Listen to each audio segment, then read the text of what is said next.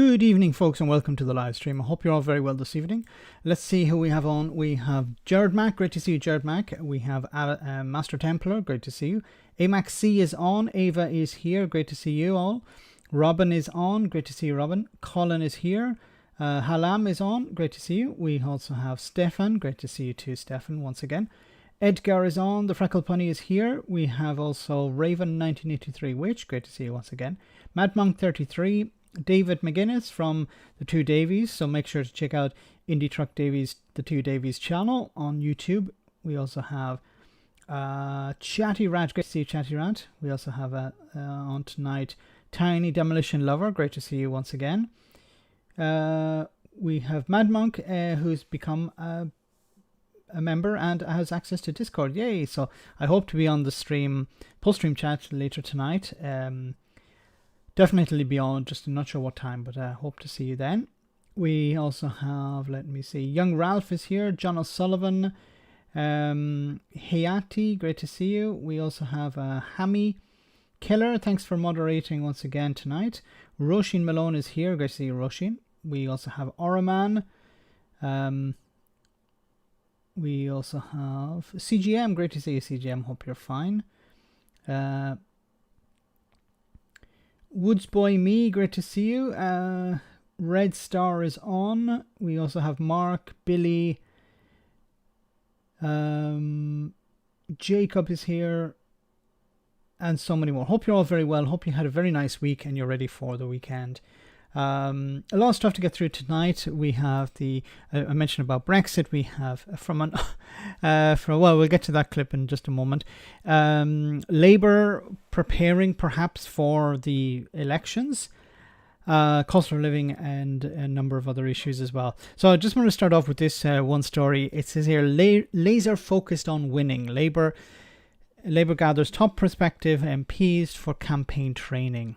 What the hell is that? Campaign training. Keir Starmer is whisking his top 100 prospective parliamentary candidates to Stratford-on-Avon this weekend for a crash course in message discipline, media training, and the art of campaigning. This is something that should have been done a long time ago, because you notice that when Labour MPs are asked a question, they're never on message. If you contrast that with the Tories seem to always be able to regurgitate the same talking points, almost verbatim, and which is horrible to see because they don't actually answer questions. But the Labour Party never seem to be all singing from the same hymn sheet. Keir Starmer says something one day, then it's contradicted the next day, then somebody else contradicts that the next day, and then Starmer comes in at the end and says, actually, this is what I meant. So it seems to be very confused, and maybe they're fixing that this weekend. The Labour leader is hoping to gain communications inspiration in the birthplace of William Shakespeare as the party trains them in its election strategy. Candidates will be encouraged to network with others in their regions so that they can share notes on what issues in their area should be their priority. They will hear from senior Labour figures, including Shadow Business Secretary Jonathan Reynolds. It's about making sure that there are no bruises to press, and that everyone is singing from the same hymn sheet, the source said. But it's clear that HQ are just laser focused on winning. Starmer's top team will want the candidates to feel part of the team before party conference and ready to adopt their vision of building a better Britain if they win power. Insiders claim Morgan McSweeney, Labour's campaign manager, is regularly in touch with the candidates, with one saying that he was so keen to ensure the candidates maintained a squeaky clean record before the election that he had warned them of actions that could lead to them losing the whip under a Labour government. Now, I think this is all a bit pointless because I said before, the election will not be a vote for Labour. This is my take on it. It's not going to be a vote for Labour. It's going to be a vote against the Conservatives. So the Labour Party can put up anyone and they're likely to win, because the view of the Conservatives at the moment is so toxic. People are running in the opposite direction, And all Labour need to do is put somebody in front of that voter and they'll say, yeah, I'll vote for you because you're not a Tory.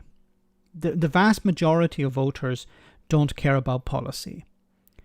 A lesser extent they care about the candidates. I think people should actually vote for policies, not for candidates, but that's where we are. But when it comes to the next election, it will be, the feeling in people's minds will be, are we happy with the current setup? Are we happy with the current government? No, I'm not. So I'm going to vote for someone else. And who is the option available in my area? Well, it's the Liberal Democrat or it's the Labour Party. I used to vote Labour. I'll go back to Labour. I'm not happy with the Conservatives, but I won't vote Labour. Then I'll vote Liberal Democrat. And that's, with the exception of young people, but this is what, this is generally the feeling of most people when they come out and vote. They don't look at the policies. They don't really care about the leaders. Boris Johnson was an exception, but Rishi Sunak isn't like Boris Johnson and Keir Starmer isn't like Boris Johnson. So, and we don't have these big issues like Brexit at the moment. So it's likely that people will want to give the government a bloody nose. They're upset, they're not happy with what's happening, and they want to change. They're not exactly sure what Keir Starmer stands for, but I don't think it's all that important. It can't do any harm preparing the candidates because there'll be probably some debates coming up. There will be conferences that they'll have to speak at. They'll have to promote themselves somewhat, but I think at the end of the day it's a bit redundant because it's Labour are going to win because the Tories lose, not because Labour run a wonderful campaign. But I could be wrong. And the Tories don't get tasered. Thanks so much to that.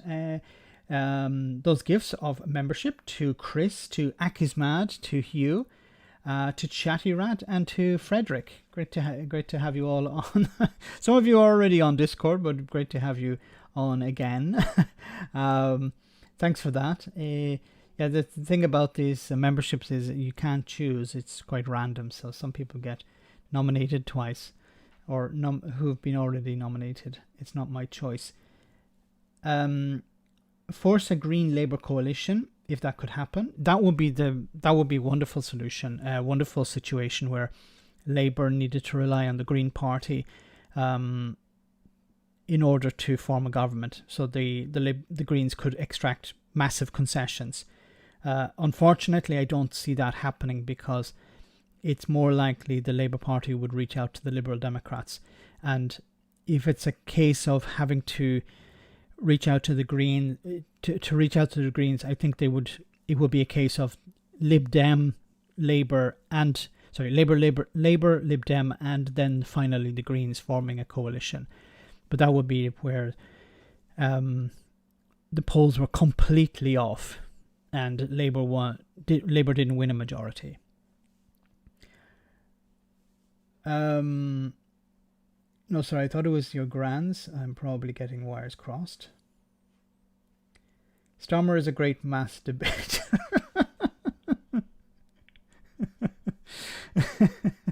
A master debater. The debates will be interesting. The debate between Keir Starmer and Rishi Sunak will be interesting whenever it happens. Or it could be really boring. I think for political, how can I say, political junkies like ourselves, it may be interesting to watch. For the general public, it'd be a snooze fest. You have one boring guy debating another boring guy, and it's not going to be all that interesting for the general public. It'd be interesting for us, but not probably for the general public. Anyway, moving on. God, I had to show you this clip. This is Stanley Johnson. Johnson said here, wait till you hear this. Well, I'll let you hear it and then I'll let you know what I think. I personally would have liked to see a Tory party now say 5 years after we left, 7 years after we left the EU, the time has come really to rebuild bridges with the EU. For example, I think it's absolutely extraordinary that we still haven't gone back into the European Environment Agency. Norway is there, Switzerland is there, Iceland is there, Turkey is there. we are not there. And yet, at the same time, we realise that we need a solid routing for our environmental policy. But you'd have to agree that Rishi Sunak has been much better at rebuilding bridges with the EU than Boris ever was. Well, we haven't got the bridges yet, which we need. And that's why I was saying I would have hoped, had he stayed in power, that he realised the time had come to move on from this this Brexit philosophy and say we must now rebuild the bridges with Europe. And on the environmental front, as I can tell you, it is absolutely urgent. I personally... So what was Boris Johnson's whole goal then? If Boris Johnson's whole goal was to drive wedges between Britain and the EU, then why would he turn around after and go, okay, now we need to build bridges? Why would he say, yes, we got our freedom, now let's go back and build a bridge with the EU? Like, this is nonsensical. I think this is Stanley Johnson. I don't know why Stanley Johnson has been invited on to ITV to talk here. Like, what does he bring to the table? I don't know. But it's just out of the fact that he's Boris Johnson's father. I think that's the reason why so many people interview him. But he doesn't really have anything to add. But this idea that, well, what Boris should have done was, as soon as Brexit was done, he should have started rebuilding bridges. But that wasn't Boris Johnson's goal. Boris Johnson was part of the, was it the Vote Leave or Leave EU? I think it was Vote Leave campaign. So I don't believe for a second that Boris Johnson was a Brexiteer. But his entire career, like his goal to become Prime Minister was built on the back of, Brexit. So why would he turn around and go, okay, now we're going to rebuild bridges with the EU? I do believe, and I've said this before, that if the vote had gone the other way, I believe Boris would have presented himself as a European statesman. He would have went, okay, you need to vote for me as Prime Minister, and we want to rebuild relations with the EU, and I'm the guy to do it. So he would have adapted himself. What did the Americans call him? A chameleon, a shape-shifting chameleon, or a shape-shifting creep, or something like that. Somebody referred to Boris Johnson as the type of guy who follows a crowd, runs to the front, and then says, "Follow me." We have a super chat from Garrett. Thanks so much, Garrett.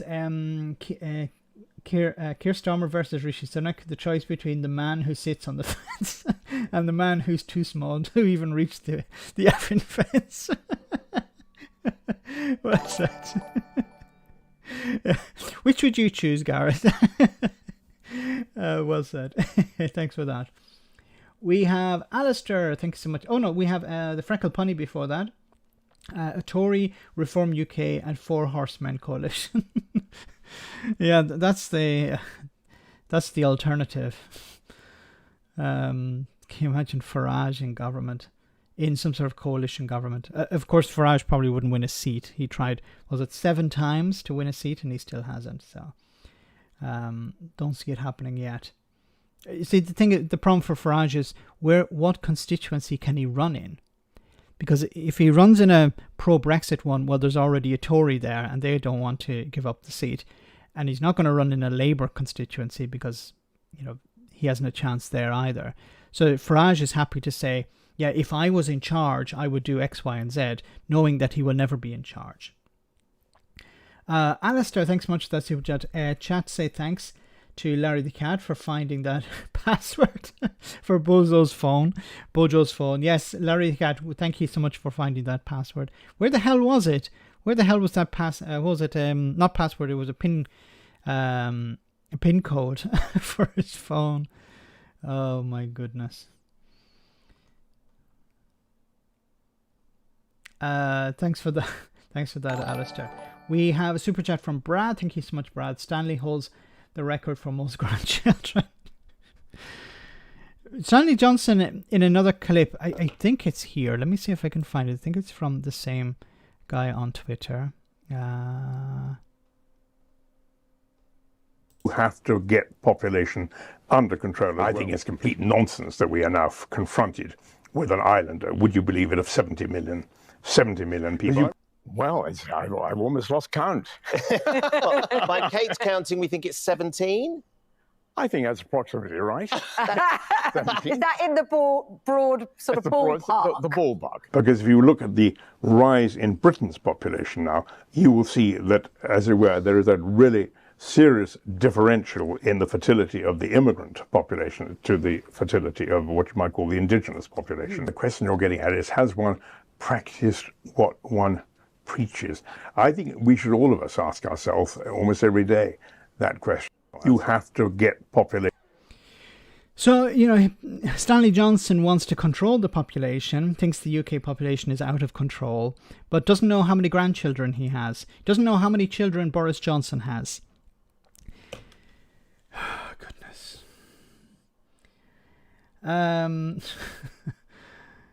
It's insane. We have Lalimentos, thanks so much for that super chat. Rebuilding bridges with the EU because Brexit was a solution to a problem that didn't exist and cost the UK economy £100 billion a year. Divorces are expensive. Yes, it's like, if anyone has seen the episode of Life's Too Short, it's a wonderful episode where Warwick Davis goes to a meeting with his wife and her lawyer to discuss divorce proceedings or negotiate a settlement for a divorce. And he turns up with his accountant because he can't afford a lawyer. So, this is a bit like what happened when Britain left the European Union. They sent David Davis to negotiate. That worked out really well. Thanks much for that super chat. We also have Gareth, once again, thanks so much, Gareth. For your information, Max, I'd vote for the effing fence. A good choice. At least you know what you're getting. With the other two, you have no idea what you're getting. Richard Turner, immigrants have more children. Where is Boris Johnson? Where was Boris Johnson born? Maybe it's not a typo. Boris Johnson was born in the United States, so Boris Johnson is an immigrant to a certain extent, within a limited and specific way. But the Brexiteers don't have a problem with Boris Johnson being an immigrant coming to Britain and trying to repopulate the country. But the whole point of Stanley Johnson saying Britain needs population control and immigrants are having too many children, or having more children than the indigenous population, as he put it. If you exclude your own son, just exclude your own son from all of that. Insane. Okay. Anyway, let's move on. Richard, thanks for that super chat. Paul McNamara says, well, 5% of adults, 3 million people can't afford to buy food. This is people saying they've had to buy less food. Again, that half the population, 48%, which isn't great. But then take a look at this little pink line just down there. That line is people saying they've experienced running out of food and not being able to afford more in the last 2 weeks. At the moment, that's 5% of adults. Chris, we're a population of 67 million people. That little pink line represents millions of people not being able to afford food. And when you look at the detail again, it gets uncomfortable. So if you're a single parent, more affected. 28% of single parents have run out of food. Mixed or multiple ethnicity, more affected, 14%. If you're Black, African, Caribbean, or Black British, you are more affected. 13% of them have run out of food. Again, this is a cost of living crisis. It is not an equal crisis. But Rishi Sunak's response to all of this is you need to hold your nerve. So when you run out of food, hold your nerve. Why, will more food arrive? No, but if you hold your nerve, you need to do that because the governor of the Bank of England, who's on £500,000 a year, is saying that inflation is a problem and the only way to bring it down is to increase interest rates. One thing is to have a millionaire in charge. Another thing is to have a millionaire in charge who understands these things. Rishi Sunak is almost a billionaire. His wife, I believe, is a billionaire. So by extension, he's a billionaire. and he doesn't understand these things. He has no comprehension of people struggling, of how people struggle to buy food, and the idea that people have run out. This is why I think politicians need to be asked these questions. Somebody needs to actually ask Rishi Sunak, do you understand? You don't actually have to experience it yourself, but do you understand what it's like for people to run out of food? You know, today's Monday, for example, and you have a very limited amount of food in your cupboard, and the days go by, you scrimp and scrape, you skip a meal so that your children get fed, and Friday comes and the cupboard is bare. There's nothing. And you say, okay, I need to go to a food bank, but I need to be referred to a food bank, because you can't just turn up at a food bank and ask for a package. You need to be referred. And the stigma that people go through, the humiliation people have, they shouldn't feel it. This is not their fault. It's the government's fault. But a lot of people refuse to go to the food bank out of a sense of shame. And they try and get by themselves. But does Rishi Sunak understand that? Not saying that has he experienced it. Of course he hasn't. But is he able to understand that? And he's never been asked that question. I've never heard him, or if he has been asked, he starts talking about, well, we provide this amount of funding for this department and we're increasing the minimum wage and stuff like, no. This is not answering the question. Do you understand what people are going through? Try and put yourself in their shoes. What would you do? But he'll never be asked these questions, unfortunately. Moving on. Teachers Union confident about pay deal. Pay rise Gillian deal. Keegan, welcome to you. Thanks so much for Morning, coming Anna. in. So teachers are being offered a 6.5% pay increase. The teaching unions have come on board, say they're happy with that and they'll recommend it to their members. But how confident are you that teachers will accept that, given that it's still below inflation, which is at 8.7%? I mean, it's the unions really that have got the best judgment on that, and they seem to be confident that their members will do that. But of course, it will have to go to the ballot. I do have a couple of cousins who are teachers who've been kind of keeping me in contact, and they all got in touch yesterday and were delighted actually with the news. So I'm hoping that they're indicative of the rest of the profession. I mean, you know, teachers do an amazing job. They don't want to strike. They want to be in the classroom with children. They know that children need to catch up. They know there's lots of things that they're absolutely vital, to our children. So they do an amazing job. They want to be there. And I know they didn't want to strike, actually, as well. So I think, hopefully, with the unions recommending it, they will be back in the classroom. So they're getting 6.5% pay rise. It's more than had originally been expected, which may be good news for teachers, but there's more money to find, isn't there? So Are schools going to have to find that money from within their budgets, or are you, at the Department of Education, giving them all that extra money? So what's always difficult about this is not the headline figure, but how it's funded. You know what would be a wonderful question to ask the Minister or the Secretary of State? Why do you think they're going on strike? And I would force her to answer that question and say, why do you think they're going on strike? Why, in your opinion, are they going on strike? So she'd have to say, well, they're going on strike over pay. Okay. Why do you think they're going on strike over pay? Well, it's not enough. It's not enough for them.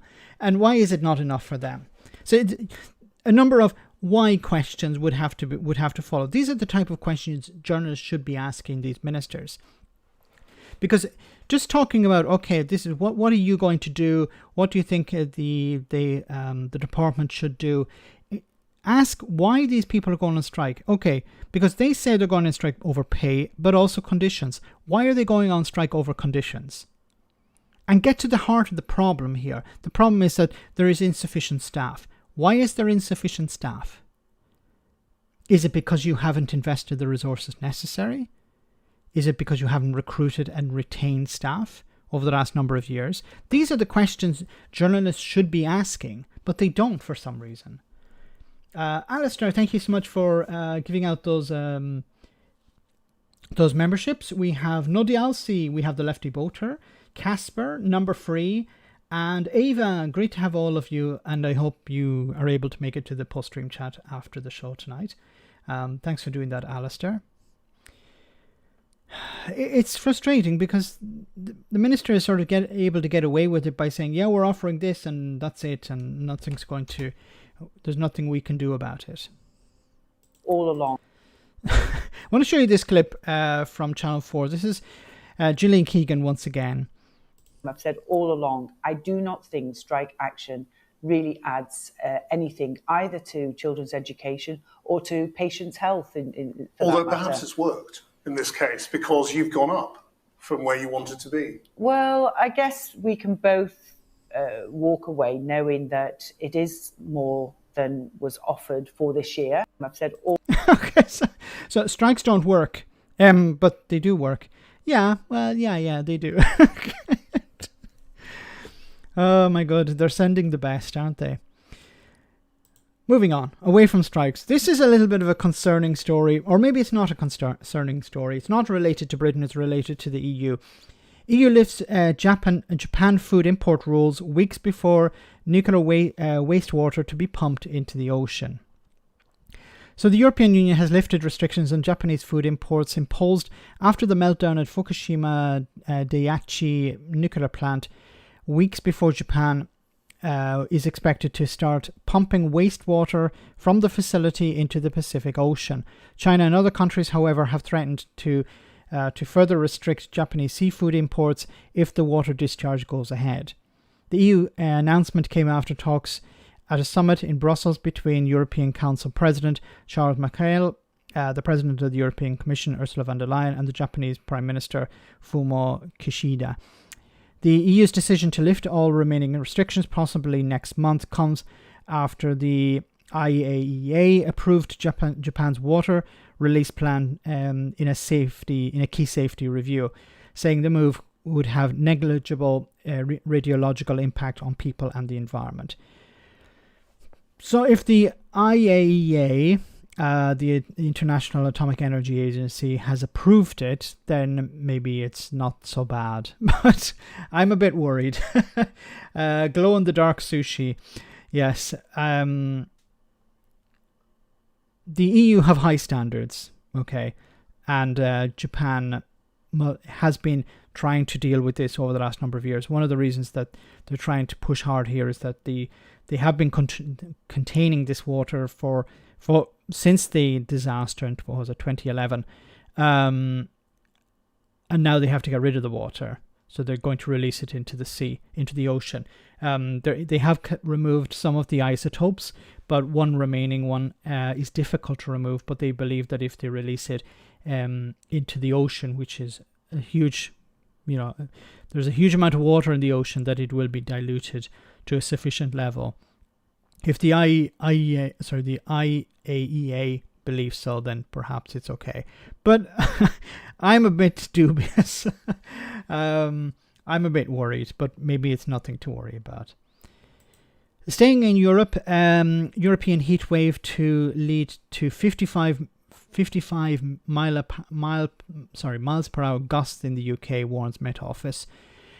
Sweltering temperatures in Europe are forecast to lead to 55 mile per hour winds and heavy rain in the UK due to low pressure systems being directed towards the country. The Met Office has issued a yellow wind warning, and that is in place across southwest England and Wales until Friday evening. While another covering area, the central and southern England, will come in on Saturday morning. So as temperatures are rising in Europe, and some of them, I haven't experienced them, but in the south of Italy and in parts of Spain, it's reached mid 40 degree temperatures. So I'm a bit worried about that. And of course, this has a knock-on effect, and this is a consequence of climate change, of course, and we're seeing temperatures continually rise every year, and we're seeing droughts increase, we're seeing flooding increase, we're seeing warmer winters as well, which has a knock-on effect as well, where we're seeing less snow. This year there was more snow, but last year there was less, and I think it's going to go up and down over the next number of years until well, until it ends, and we're beyond the point of no return, unfortunately. There's nothing we can really do now. We're speaking with Alex from the Sunday Roast about this. I don't know if it'll make it into the show, but we're talking which the Sunday Roast is this Sunday, of course. Make sure to check it out. But we're talking about how the lockdown during the pandemic actually increased air quality because people were not traveling around. I remember seeing videos of dolphins near Venice. The water quality had improved so greatly that because of a lack of human activity, dolphins started appearing. Now they're gone, of course, because things have returned to normal. But maybe we should have a lockdown once a year for a few weeks, just to give the earth a bit of a breather. It would be. I think it would be good for our society. It would increase, air quality and water quality. Just a break. Stop everything for about 2 weeks. And then get back to normal after. But I don't know. People would be against that, I imagine. Brad, thanks so much for that super chat. Looking forward to Japanese salmon drumsticks. Glow in the dark ones. Thanks so much, Brad. We also have Gareth once again. Thanks so much, Gareth.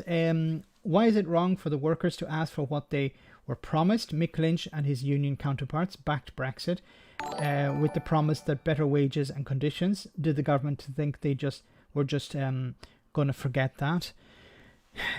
There is this idea that, workers are supposed to think of the economy first. Well, the government don't think of the economy when they put people like Liz Truss in charge, or Kwasi Kwarteng, or listen to the IEA, for example. So why should workers have to just take a hit because, somebody has messed up in the Treasury, or Rishi Sunak has put the wrong person in charge? It's unfair, of course, and you're right. They were promised better working condition, better pay, better wages and conditions. That was something that's something that was quietly forgotten. It's not just the unions who are telling people to vote for Brexit, but there were politicians were saying that if we leave the EU, people's wages will go up.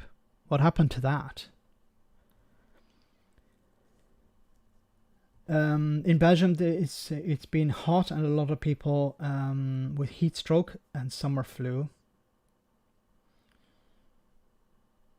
It's going to get worse and worse, unfortunately. Dolphins near Venice. Therese Coffee is probably nowhere near then. Yeah, Lady Sludge. Guys, we're about halfway through the stream, so I just want to take a short comedy moment, and then we'll be back in just a jiffy with more serious stuff. Hope you enjoy this.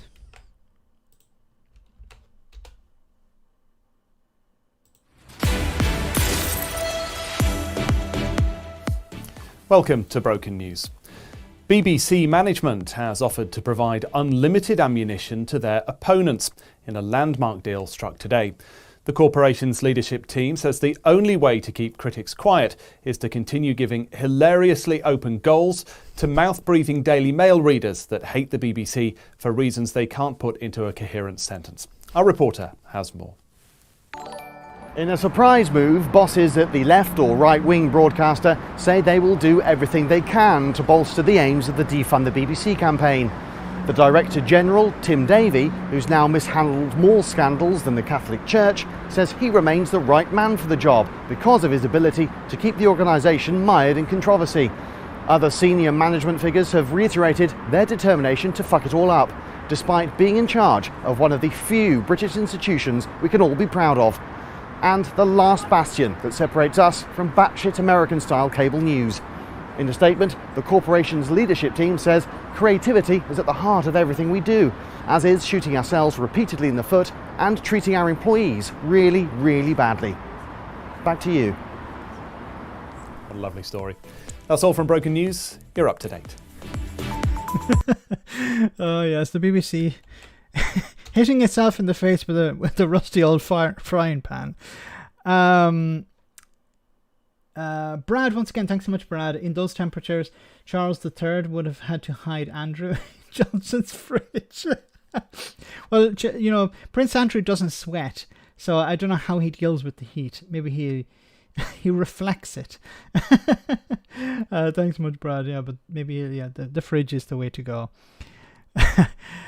Anyway, moving on. Immigration. Councils win approval to take a legal action against asylum centres.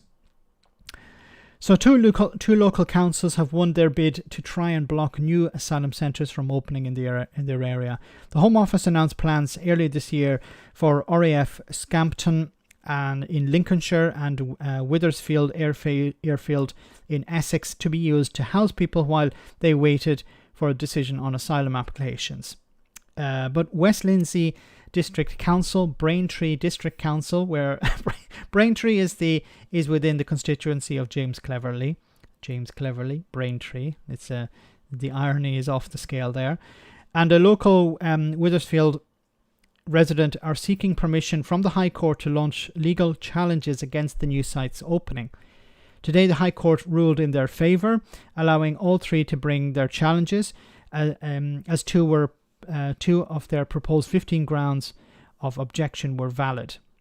The Home Office does not believe the ruling will impact the current housing of migrants in Withersfield or the plans for Scampton.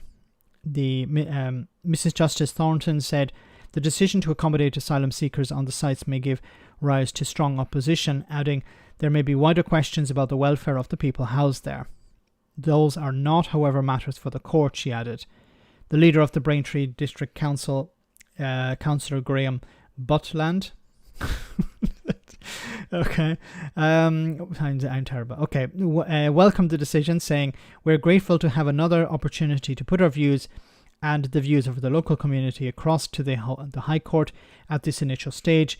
And we still believe Withersfield Airfield is not a suitable site for these plans." He said it will not stop asylum seekers from being housed there in the meantime, but promised to work closely with the Home Office to ensure that there was minimum impact on residents. This is, once again, a problem with this Tory policy of what we're going to do is we're going to turn immigration into a political issue, a way to win over the racists and bigots. But the problem is that the hotel accommodation plan, the Tories have lost control of it. So what they've done, they end up doing is pissing off residents, people that they may rely on at the next general election. So people will say, and it's almost a Machiavellian, or it's really strange, maybe is a better choice of words, how Suella Braverman is immune to this. Who is ultimately responsible for this policy? It's the Home Office. Who is head of the Home Office? The Home Secretary. So why is she not being criticised at all? And just imagine for a moment if the Home Secretary was from the Labour Party. The Labour Party were in power. They were trying to do this. The right-wing media and politicians in the opposition parties would be criticising the Home Secretary, whoever that would be. Now, I don't think Labour would be doing this. They would be trying to process as many claims as possible. But there's a massive backlog and it's going to take time to clear it. But people would be protesting against the asylum seekers, but they would also be complaining about the Home Secretary. Why isn't the Home Secretary coming down here? Why isn't the Home Secretary answering our questions? Where is the Home Office? Why aren't they here to respond to our demands? But when it comes to Suella Braverman, for some reason she can do nothing wrong. She can do no wrong.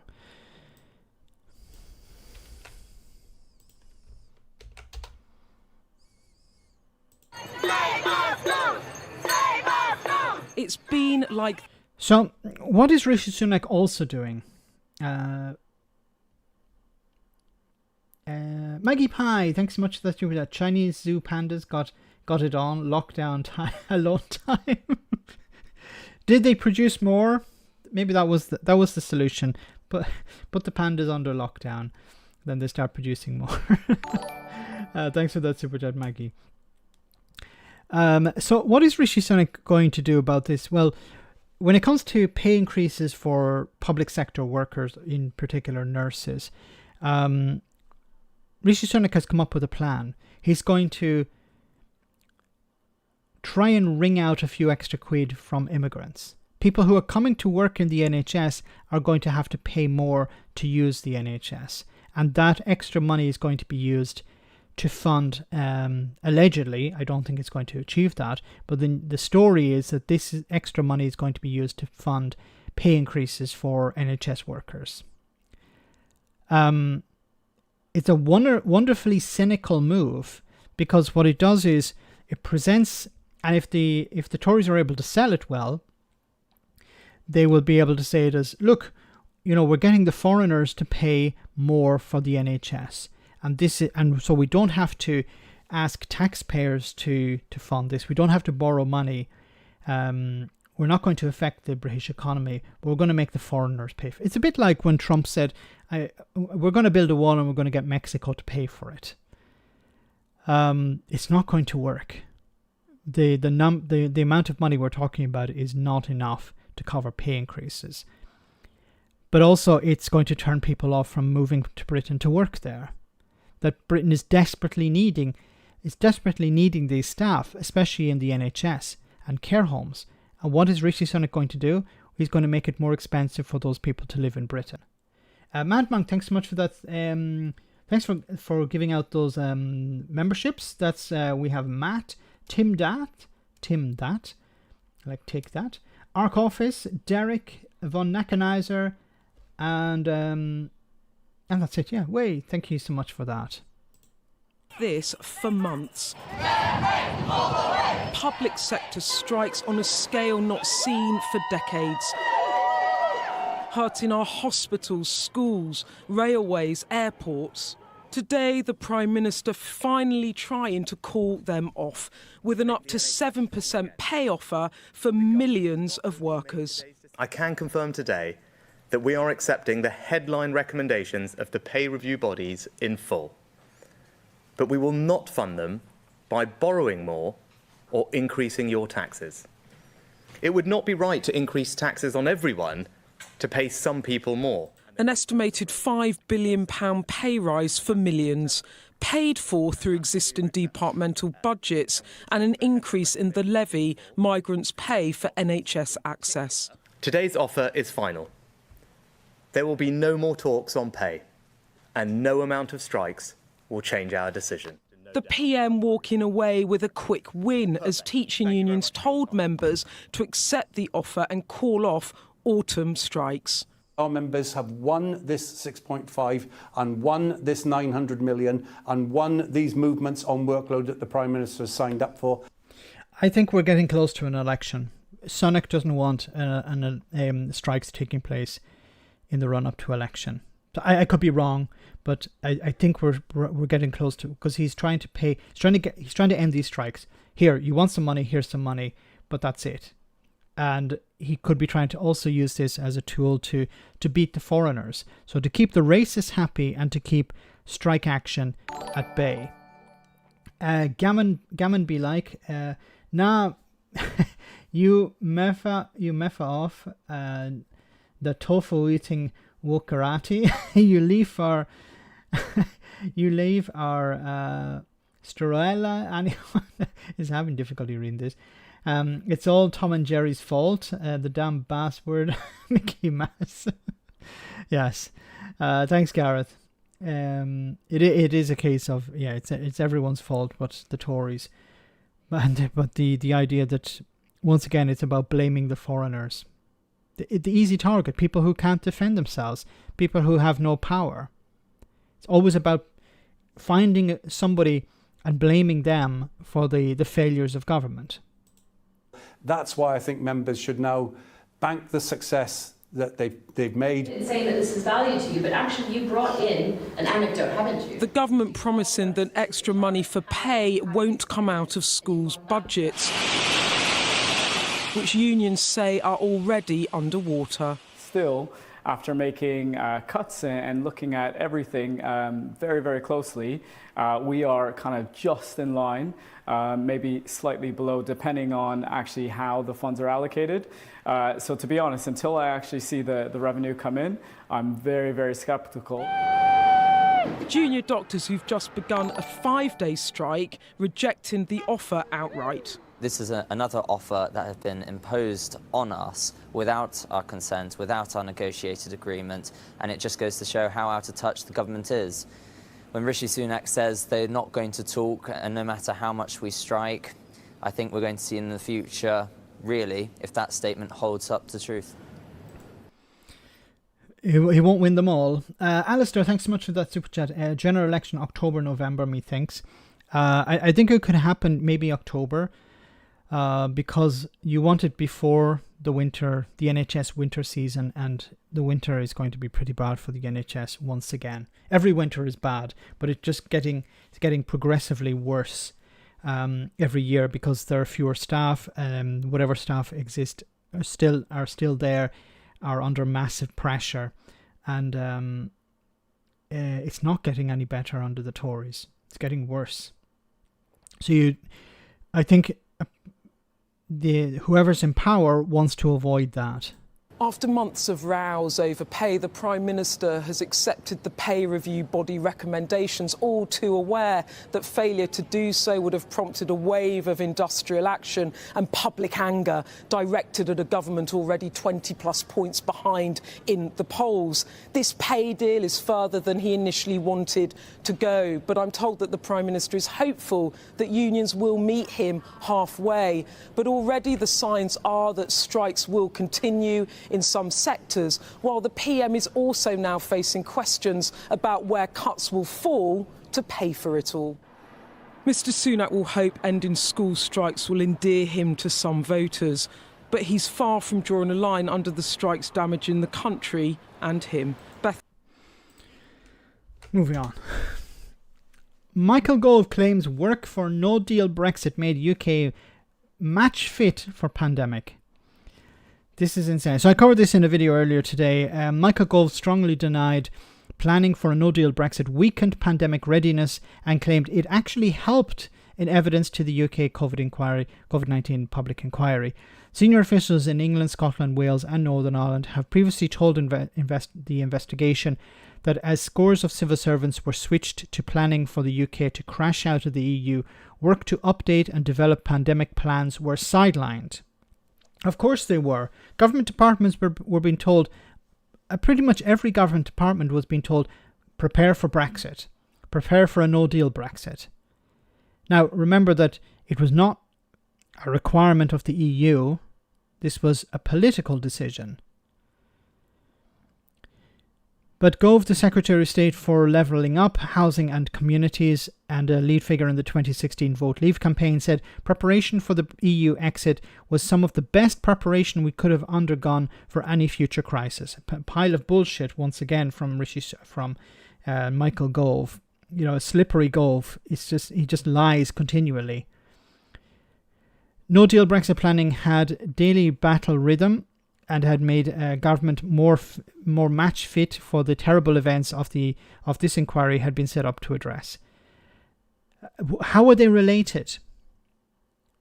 How was it possible? At the end, the UK government was not prepared for Brexit. It was not prepared for the type of Brexit that was actually implemented, which was better than the worst case scenario. It was not prepared for a Brexit with a deal. That's why the transition period, certain parts of the transition period, the grace periods continually are extended. Some of the checks that were supposed to be carried out from the beginning have still not happened.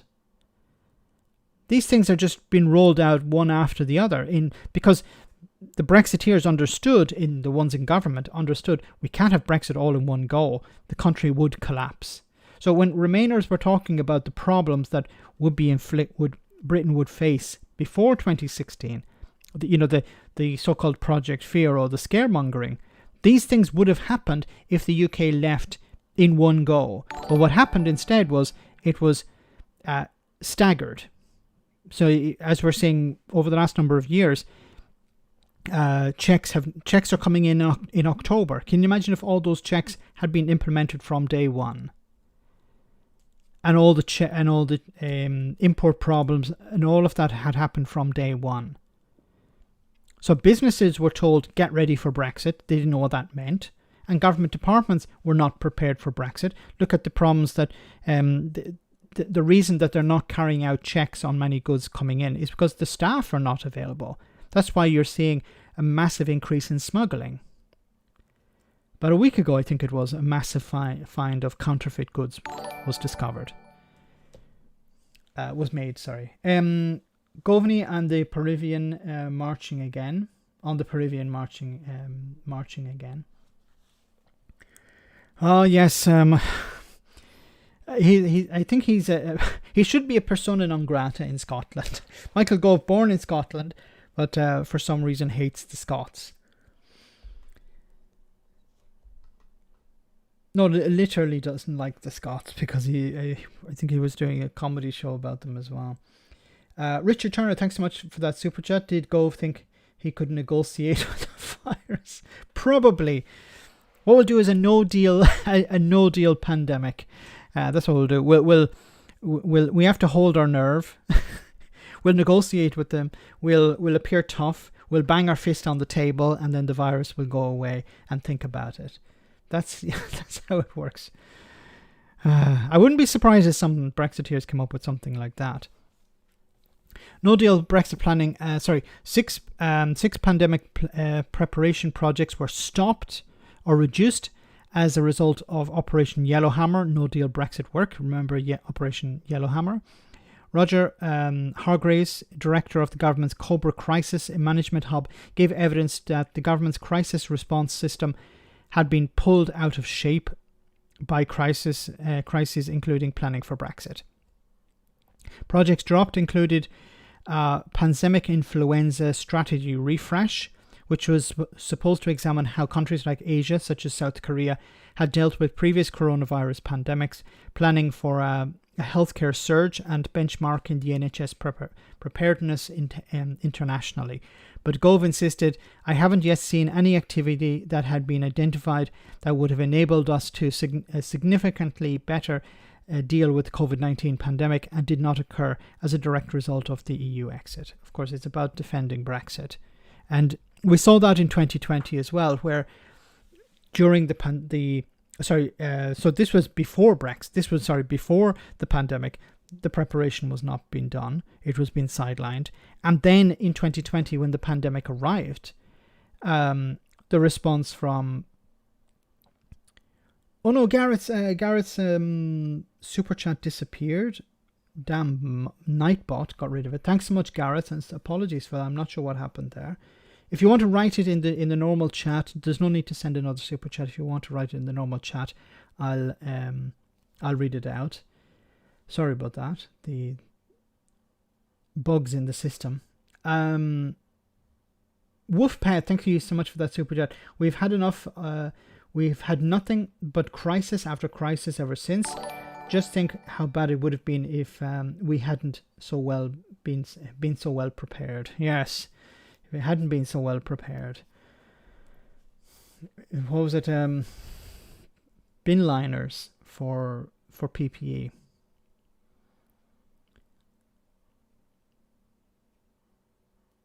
Brexit also used to got devolution with the Single Market Act.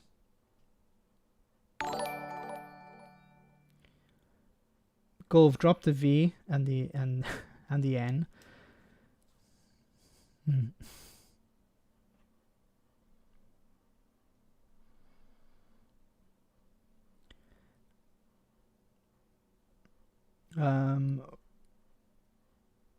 trying to read some of the bot deletes messages and all previous other ones you send. Oh God, we need to fix that. Gove has been quiet recently. He has, especially when it comes to Brexit. Why wasn't he at the Brexit? Was it that Brexit inquiry? Why wasn't he there? You know, explaining the benefits of Brexit. Why did they send two other people, two unknowns, two nobodies really? If Gareth rewrites his super chat in the chat, guys, moderators, please tell me, and I'll read it out. So moving on, second jobs. This was another one that came up today. But Labour rules on lobbying would clean up politics, says Angela Rayner. Labour would ban ministers from taking lobbying jobs related to their former brief for up to 5 years to fix the broken standard system and clean up politics. If the rules were breached, the former ministers would face fines decided by an independent commission, which would include losing a portion of their pension or a severance payment, in line with the proposals outlined by the Committee on Standards in Public Life. That's good. That's good to hear. Yes, Gareth, I see your comment now. Gove must be on some top quality gear, I have to say. Reckon he'd share with me the number of his dealer because I'd love to be disconnected from reality for a wee while. I mean, yes. I imagine it's good quality stuff. You know, Michael Gove doesn't buy, you know, was it bargain basement white powder. I imagine he gets the good stuff. He has a good supply chain. Let's put it that way. You know, Brexit hasn't impacted his supply chain for what's important in life. Thanks, Gareth, for that. The Guardian, go back to this, it says, The Guardian understands any former minister would need to approach the party's newly proposed Integrity and Ethics Commission before taking a paid role. The commission would then decide if the role was considered lobbying, advocacy, or portfolio related. Okay, it's a step in the right direction. The proposal would for a new watchdog were first announced by the party in 2021. They include a proposal to scrap Whitehall's existing revolving door watchdog and introduce a more robust system. The Advisory Committee on Business Appointments, which was responsible for reviewing Keir Starmer's job offer to ex-civil servant Sue Gray, would be replaced by the Commission, Labour said. While the Commission would have the power to launch its own investigations when rules are broken, the Deputy Labour leader, Angela Rayner, noted that there would still be a role for the Prime Minister when asked if the PM would have the final say on whether to accept the watchdog's recommendations on sanctions. This is a bit of a problem because if the Prime Minister can overrule the watchdog, overrule the Commission, then it's not really all that independent because, yes, we would be hoping that Keir Starmer would be an honest broker, but what if after that you have a Tory back in power and they go, well, the Tory Prime Minister says, well, whatever the watchdog, whatever the Commission says, I'm going to ignore it. I don't care. This is coming from Angela Rayner. Is Starmer backing it? I would imagine he would be. I think you're going to start to see a more concise, coherent message from the Labour Party as we move forward.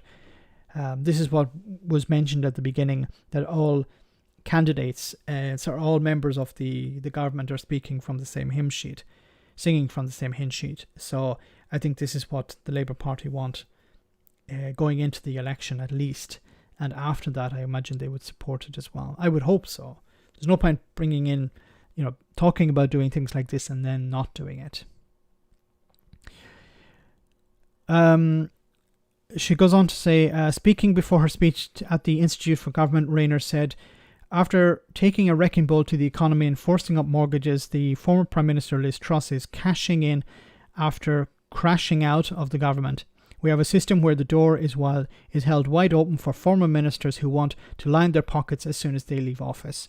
Labour would stop the revolving door between government and the companies that ministers are supposed to regulate, banning ministers from lobbying after they leave office and proper enforcement against those who break the rules. See, this is the sort of problem I have with this, the language, lobbying. See, then you have to define what lobbying is, because at the moment lobbying is forbidden. But what happens is they advise, and advising government ministers is different from lobbying. So you say, look, government minister, I'm an MP. I work for a few companies. These are really good companies if you need to, buy PPE, for example. You should consider these ones. I'm not lobbying on their behalf. I'm not suggesting you purchase from these companies, but they should be considered. It's like the language when it comes to the language. Yes, you don't want them lobbying, but then what is lobbying? So I think it should be a case of, when you leave office, you shouldn't be. Should we ban them from having work altogether? Because, in a sense, they when a prime minister resigns or a prime minister loses their job, they still have a pretty good pension after that. Liz Truss will probably have a pension for the rest of her life, a significant one. Does she need to be giving speeches? Of course not. Hi Max, I am more right-wing red Tory Labour. The Two Davies. Make sure to check out the Two Davies channel. Thanks so much, Two Davies. Once again, I think it's going to be interesting. I said this before. It'd be great to get you guys on again or get Davey on again sometime to talk about the election and how it's going to pan out in Scotland. Because while Labour are making massive gains in England, it doesn't seem to be the same across the border in Scotland. So why is that not the case? Why is Labour not making massive gains against the SNP, or maybe against the Tories? The Tories are collapsing in Scotland, but why is it not the case that Labour are benefiting all round in Scotland? Hi Max, please get Cara Volderman on Sunday Roast. Would love to see her emphasize points. Do a spoof of Countdown. See her make the longest word from Boris made up words. Sonic Math. That's an amazing idea. It'd be wonderful if we could get her on. I don't know if it's possible. She's a very big fish, but we can try and reach out to some people who have spoken to her and see if they could put in a word for us. It'd be wonderful. I'm a huge fan of hers. Been a huge fan of hers since Countdown. So yeah, it'd be wonderful to do a mock-up or something like that of Countdown. That's a great idea. Thanks for that. So corruption has to be dealt with, getting money out of politics, but also getting rid of this idea that politicians just move from one job into the other and then work as a lobbyist promoting companies to the new government in order to benefit themselves and those companies.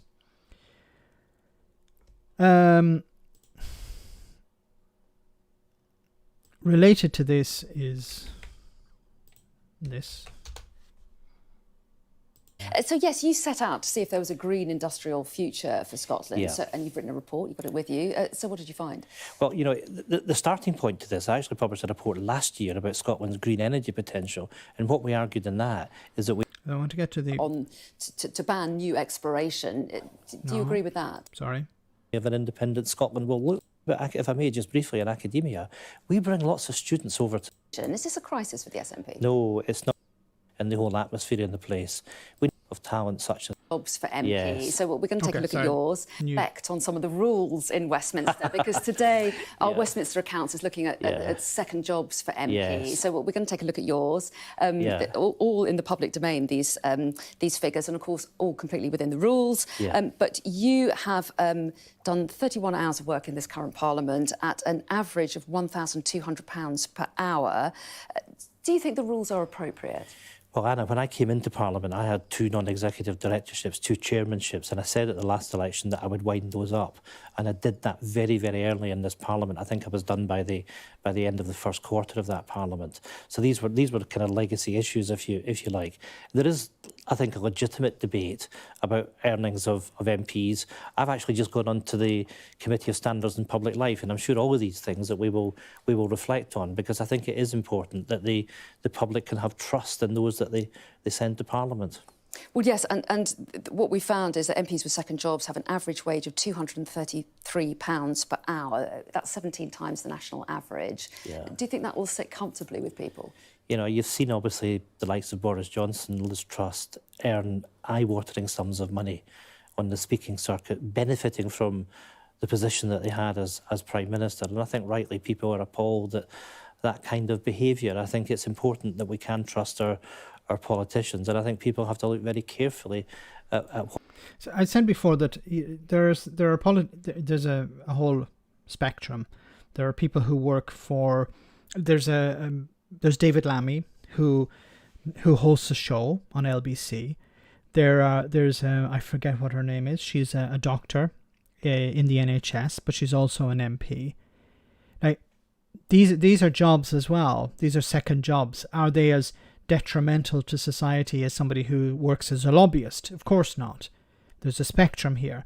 Is it like Boris Johnson, delivering speeches to rich Americans, or Liz Truss talking about how to destroy the economy and getting paid for it? This is different. But I think the response from MPs will be, well, this helps us improve our skills.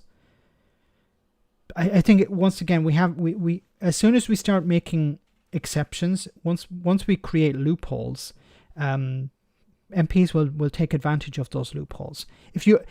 I think it would be better to increase their salary if necessary, but to ban these second jobs. To say, look, if you want to be an MP, you have to be an MP, and that's all you can do. You can't have these second jobs. You can't have something on the side. Because this is your primary role is to represent your constituents. If you can't, because if you have other jobs, then you're not going to be able to represent your constituents to the same extent as somebody who doesn't have another job.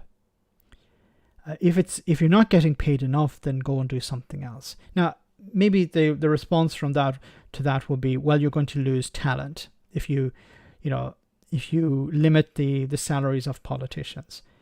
But I think £86,000 a year. If politicians can't live on that, with the expenses as well, so that they get a lot of things covered. It's not just they have to put their hand in their pocket every time they're in Parliament or going into a restaurant. They're able to claim back massive amounts of money. So they're able to claim rent and stuff like that. They're able to put their family members on the board, as an advisor or as a secretary or whatever to do their work, and they're paid as well. It's not as bad as it's not just the case of somebody living on £86,000 a year. I think they're pretty well off, and if that's not enough, then they should do something else. The big question is not who or what job for the likes of Truss, Johnson, etc., but why. They aren't there for their skills or talent. Well said, Richard. Yes. It's not who's doing the job, but why. Why is Liz Truss being paid huge amounts of money? Why is Boris Johnson being given massive, packets of cash? What's the motivation behind that? Why would somebody pay huge amounts of money to listen to Boris Johnson talk rubbish for an hour and a half? Expenses should be capped. In Australia, they're not allowed. Now, one thing is when you leave office, that's also another problem. But one thing is leaving office, but another is when you're already an MP. Now, as I said, there is a spectrum. Some of them are doing very valuable work, like doctors or nurses or whatever. Others are just working as lobbyists. They're clearly working as lobbyists. They're getting paid huge amounts of money not being an MP outside Parliament, and then they're using their connections in Parliament to benefit these companies. Thanks, Richard. So I think something has to change. When will it change? It's not sure when. So we're almost at the end of the stream. I just wanted to cover another story here, guys, about the NHS. Ministers called for pay offer to be taken seriously as doctors in England strike. A senior cabinet minister has urged health unions to take the government's pay offer seriously after union leaders said the proposed deal would drive doctors out of the profession and could lead to further strikes. Gillian Keegan, the Education Secretary, defended the offer of 6% pay rise for junior doctors a day after the government accepted the recommendations of the public sector pay review bodies. Keegan said the pay review bodies had taken into account how much money would be needed to recruit and retain NHS staff without adding to the UK's stubbornly high inflation rate. The British Medical Association, however, called the offer a huge missed opportunity, while the Royal College of Nursing said it highlighted the unfairness of the separate offer to nurses of 5% plus one-off payment. Gareth, thanks so much for that super chat. Max, if a benefits claimant gets themselves a job, the DWP significantly cut their welfare, their universal credit. Why should MPs be treated differently? Why? Well said, Gareth. Why? Yes, if you're on universal credit, you're being paid by the taxpayer. If you're an MP, you're being paid by the taxpayer. If you're on universal credit and you get another job, you suffer the consequences of that. Your benefits are cut or reduced or eliminated completely. But if you're an MP, no. So, and we remember the clip of that Tory MP who was saying, well, sometimes politicians need to have another job because, it's difficult. They're going through a difficult period. It's life is expensive. And at the same time, he was saying, a few months earlier, he was saying that, well, people shouldn't get an extra £20 in universal credit, the £20 a week uplift, because they become dependent on it or something like that. It'll make them lazy or something like that. I don't remember the exact... What was the reason he said? Sir Keir Starmer, just another one of a few common people, says Jeannie. Middle, where I work, where everyone is cool about everything, not into politics, or I don't get any issues enough as it is. I'm not compatible with higher loyalty, impossible. Ruth, thank you so much for that super chat. Hopefully Scotland will see an influx of healthcare staff from England. Well, if the wages are higher, yes, probably. I think that's going to happen. If the pay deal is better in Scotland, then probably going to see nurses move to Scotland. And it makes more sense to move to Scotland than to move to somewhere in Europe or to Australia or Canada, which is much further away. So it's possible, yes, that Scotland may be able to steal is the wrong term, but attract medical staff to, and I imagine there is a shortage also in Scotland because of Brexit. Thanks for that super chat, yes. Guys, we're almost at the end of the stream. I just want to cover one final thing here. Whoops, let me bring it up here.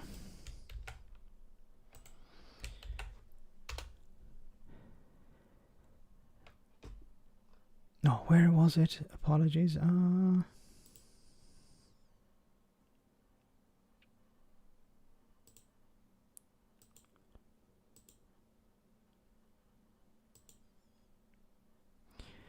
Yes, Jeremy Hunt says government will take difficult but responsible decisions on public sector pay. The Chancellor, Jeremy Hunt, said the government will take difficult but responsible decisions on public pay ahead of the announcement of settlements for millions of workers. He told MPs that it is important to deliver on the Prime Minister's priority to cut falling debt, to get debt falling and to control borrowing to avoid adding inflationary pressures and risk prolonging higher inflation. This means taking difficult but responsible decisions on the public finances, yes, including public sector pay, because more borrowing is itself inflationary. His comments came in a written statement responding to the Office for Budget Responsibilities, Fiscal Risks and Sustainability report. The Budget Watchdog report warned that the public finances are in a very risky period after a series of shocks left them in a vulnerable position on tackling challenges such as an aging population. And this is a real concern because as the population ages, you're going to need more investment in care, and it's not just investment but also workers, but it's difficult to attract workers because the pay is not very good and the conditions are not very good. And of course, with Brexit, it made it more difficult to bring people in from abroad. So you're going to rely more on the local population. But if you want to rely on the local population, you need to increase wages and improve conditions. But the care sector doesn't have the money to do that. So they need support from the government. But the government say we don't have the money. So it's a sort of circular problem. The government say we don't have the money, but they want the care sector to improve wages and conditions. They say, well, we don't have the money to do this because we're already spending more to retain staff because of Brexit. So Brexit, in a sense, is something that if it was undone tomorrow, it would have a massive positive impact. But it's not going to be undone. And in a recent video, I talked about how 3 years will not be when the UK rejoins the EU. It's going to take a long time. And unfortunately, both parties, the Conservatives and the Tories, Conservatives and the Labour Party are not talking. I know for some people it's the same. Maybe it is. But certainly in some ways. But it's both parties are not talking about Brexit. If you're not talking about it and criticising it, then it's going to be difficult to undo it. You know, there is this hope that as soon as Labour get into power, then they're going to start talking about Brexit and saying, okay, this is how we fix Brexit. Because now we got the votes, we have the mandate, now we can do as we wish. I hope that's the case. It may not be the case. Richard, once again, thanks so much, Richard. He's effectively saying it's a difficult and dangerous time for you. It's a tough decision, but it's a risk I'm willing to take. Yes. What was his name? Lord something from Shrek. I forget the name now. But yes. Some of you may die, but that's the decision. That's a risk I'm willing to take. Like with austerity. And unfortunately, austerity is raising its ugly head once again. The government don't want to borrow. They don't want to increase taxes, so they have to cut public services. And welfare is going to be another one of those that are going to be cut, unfortunately. So guys, we're almost at the end of the stream. I want to say thank you so much to everyone who came on tonight. Thank you so much for your support via the super chats. I want to say thanks to the moderators for doing a wonderful job as well tonight. Farquaad, yes. And I want to say, remember to check out the Sunday roast this Sunday. 2 wonderful guests, 2 old friends of the show. So do check that out. Very interesting discussion, very funny chat we had. We recorded it today, so you will be able to see it on Sunday. But before we finish, we have our one for the road, Matt Green, once again. So, we have Ninja. Thank you so much, Ninja, just in here at the end. Boris Johnson making £21,000 an hour with new job. £21,000 an hour. More than many people earn in a year, Boris Johnson makes in an hour. Why? Is he doing some amazing surgery? Is he inventing something? No, he's acting like a clown, the most expensive clown in the world. That's what Boris Johnson is. Oh my goodness. So guys, remember, have a great weekend. But before we finish, we have our one for the road. Hope you enjoy this. I'm sure you will.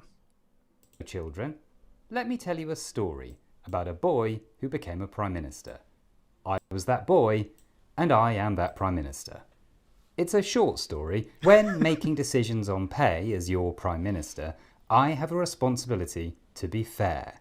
Fair to the public sector workers who do jobs I literally can't imagine doing, but also fair to the taxpayers who ultimately fund our public services, and to the tax avoiders who own our press. The best way we've found of making fair decisions is the independent pay review bodies, whose recommendations we always accept, except when we don't.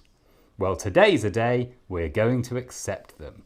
Aren't we nice? But we will not be funding these pay increases through tax rises or more borrowing, and instead the departments will have to find the money through savings and efficiencies. So if you like, we're giving you a pay rise by selling bits of your house. But instead of house, think school. And instead of pay rise, think below inflation. So, that's the nice bit. Aren't you all very lucky boys and girls? Now the serious bit. Today's offer is final. There will be no more negotiation, and no amount of strikes will change our decision. I do not negotiate. Anyone who's seen me buying a heating system for a pool knows this. So I'm saying to the unions, stop these strikes, or you'll make me angry. And you wouldn't like me when I'm angry, because I can get quite tetchy. Okay? Perfect. So, yes, we'll be partly funding this by increasing the fees on immigrants who we really need to keep our public services working and the numbers of whom we really want to reduce. So we'll be charging higher fees for people we don't want to come. Okay, clear? Perfect.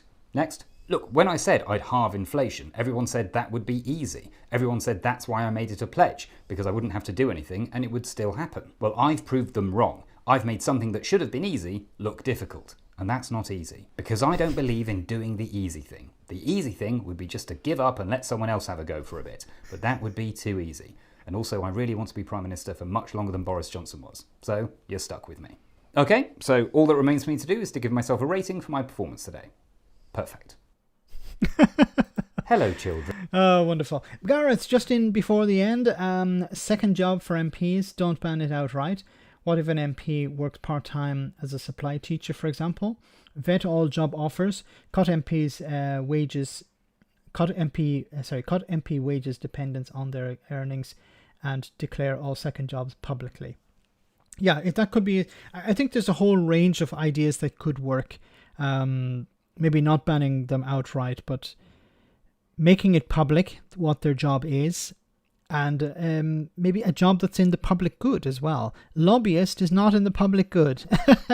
But a doctor, a nurse, a teacher, something like that could be something that the public view as, okay, this is legitimate. Yes, you used to be a teacher, you become a prime minister, you become a minister, become an MP. Let's hold on to that. It's not the worst in the world. And we don't believe your job is going to influence your decision making. So yeah, it's a good idea, Gareth. So I think something has to be done. Something has to change. So guys, thanks once again for all of your support. Thanks for everyone who came on tonight. Thanks for smashing the like button. You can do it if you haven't already done it. And I'll see you on Tuesday, same time, same bat channel. And hopefully I'll see you on Sunday during the Sunday roast. Take care. Good night.